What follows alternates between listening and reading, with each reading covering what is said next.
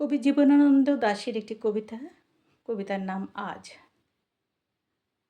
আমার হাতের কাজ আজ রাতে গিয়াছে ফুরায়ে, আমার এ ক্লান্ত পায়ে নাই আর পথের পিপাসা।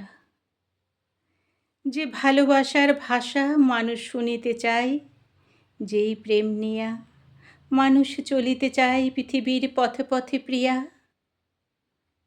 তাহার সন্ধানে তোমারে ডেকেছি আমি বারবার।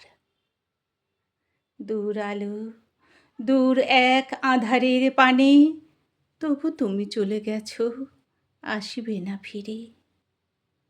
হারায়ে গিয়াছ তুমি পৃথিবীর দিন আর রাত্রির ভিড়ে।